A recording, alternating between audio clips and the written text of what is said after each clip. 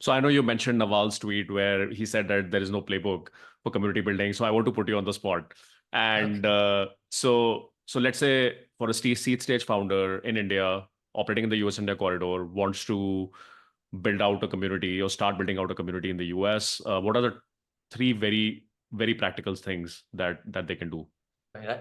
I think, see, very early when you are, maybe at a seed stage and you aren't very convinced about, hey, whether I should do this or not, because you have to spend time, energy, money on, if you are very serious about a community, you need to spend time and energy, right? So at that stage, if you feel like, okay, hey, I don't have either of these three, or even I don't have, one or two of these three, start getting involved in the community, right? If you see the global ecosystem, the world is going private. Like communities, Twitter was one large community where people met each other, right?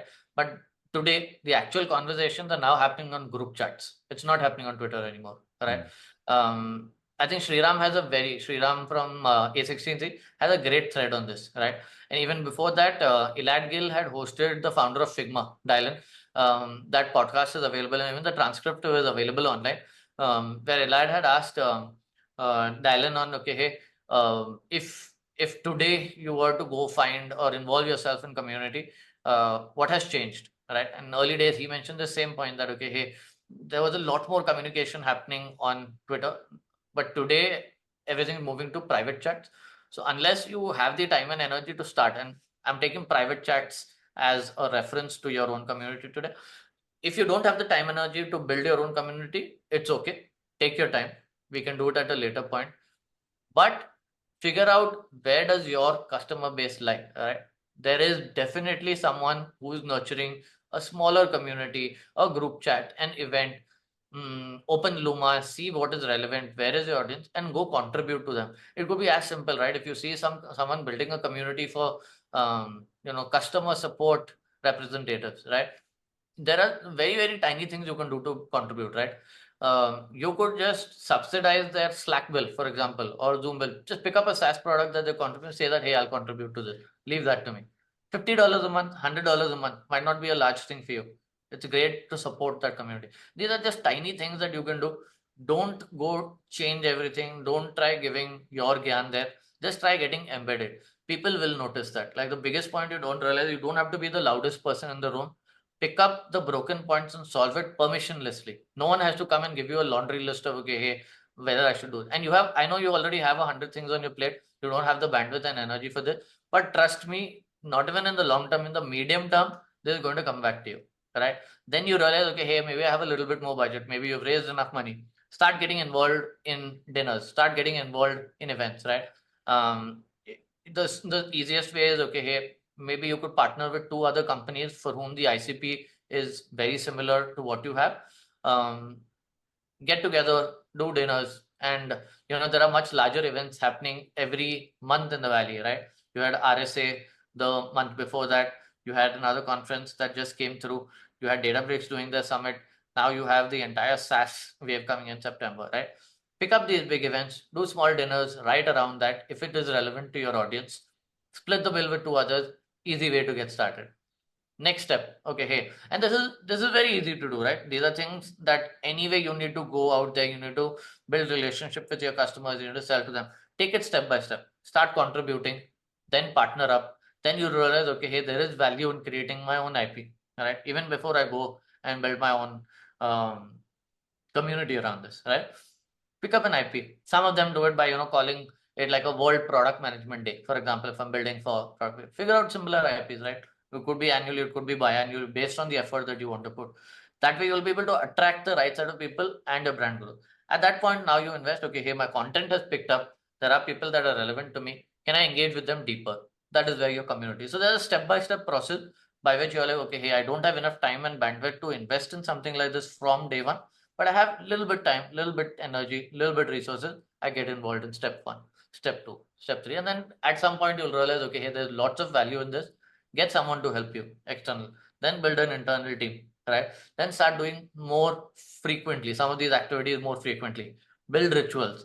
Help people within that community, right? End of the day, the best way to even sell your product is building a relationship and solving a problem. If you can solve a problem for someone, other things will fall in place, right? So if you can do that even before selling, everyone's going to start recommending your product, right? Everyone talks about, hey, how do I get word of mouth going? One of the hardest things to first of all do, second to attribute or measure, right? Community is a great way to, if community done well, most of your other problems get solved. Early stage product, you need to start getting feedback. Beta community helps. You need to tomorrow go out there, figure out who your ICP is, break the ice, build relationships with them. Community helps. You want to start kicking off some of these referral campaigns, you start getting word out there, right? Even when you're launching, say, on Product Hunt and you want support, who's going to support you? Your community is going to support you, right? So I think people just discount the fact that, okay, I'm going to put everyone on one group and I'm going to let them chat with each other. That is community for me, right? I think it's time for us to start taking a more nuanced view on each layer of community and how it is going to directly contribute back. I'm not saying invest in something and then, look forward to 2 years, right? Don't do that. Be very, very, very thoughtful about how much time, bandwidth, energy you have.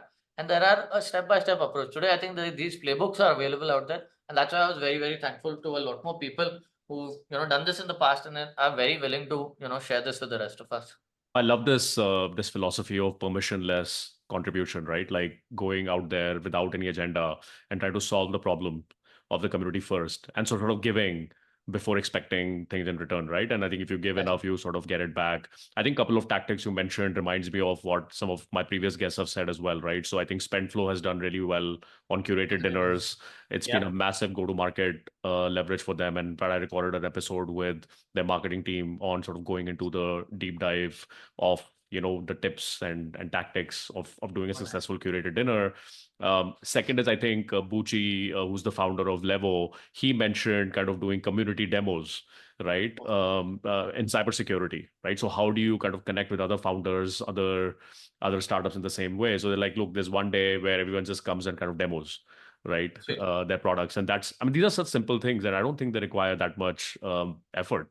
Exactly. In fact, this is a great tip. This last point that you mentioned is very, very related to not just cybersecurity. Every week, every fortnight, every month in the Valley, whenever Indian founders are visiting, there's definitely someone who's organizing a demo night, right? Whether that's a VC, whether that is Llama Lounge, whether that is different event. Go to Luma, check out who, especially if you're in that pre-seed where you're just getting your product and you want to start demoing it. Go ahead, try with the larger partners, see if you can get LinkedIn workflows going, but don't miss out on these opportunities, at least when you're early. It's not just cybersecurity. This is a great point for lots of folks to keep an eye out on. You just don't know who is in the audience looking at your product. And if you can do a great demo, many times, that inbound kicks off, conversations at least kick off, right? Whether that converts into a paying customer or not is only depends on how good how good of a problem you're solving for them. But it has worked, right? People will come back and talk to you. Okay, hey, this is very interesting what you're building. Can you tell more, right? That is how inbound will kick off for you.